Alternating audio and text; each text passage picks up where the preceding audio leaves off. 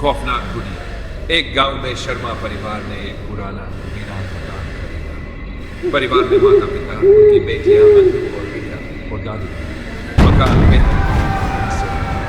सफाई के दौरान अन्नू को एक अलमारी में एक पुरानी खूबसूरत गुड़िया मिली। वह सफेद फ्रॉक और सुनहरे बालों वाली गुड़िया दिखने में मासूम लग रही थी, लेकिन उसकी चमकती हुई आंखों में कुछ डरावना छिपा था।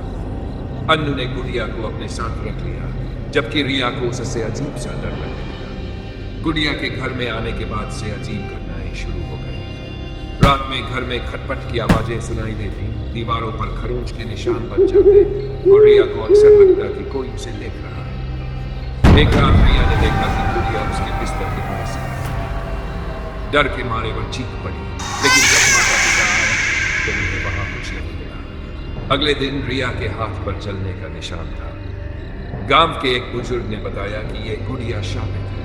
ये घर के पुराने मालिक की बेटी की थी, जिसकी मौत रहस्यमय तरीके से हुई थी। उसकी आत्मा गुड़िया में कैद थी और जहाँ गुड़िया जाती वहां बर्बादी लाती। माता पिता ने गुड़िया को घर से बाहर फेंकने की कोशिश की, लेकिन वह बार बार अन्नू के पलंग पर वापस आ जाती। धीरे धीरे घर की हालत खराब होती। रिया बीमार रहने लगी। दादी को किसी परछाई का एहसास होता और अन्नू का व्यवहार भी बदलने लगा। एक रात अन्नू गुड़िया लेकर छत पर चली गई और मुंडेर पर खड़े होकर कहने लगी, ये मेरी दोस्त है, मैं इसके साथ जाऊंगी। माता पिता ने उसे बचाने की कोशिश की, लेकिन गुड़िया की आंखें खून की तरह लाल हो गई और घर में डरावनी चीखें गूंजने लगी। डरे हुए परिवार ने गांव के पुजारी को बुलाया। पुजारी ने बताया कि गुड़िया में एक दुष्ट आत्मा है, जिसे खत्म करने के लिए अनुष्ठान करना होगा। अनुष्ठान के दौरान घर में अजीब घटनाएं होने लगी। खिड़कियां अपने आप बंद और खुलने लगी और गुड़िया जोर जोर से चीखने लगी।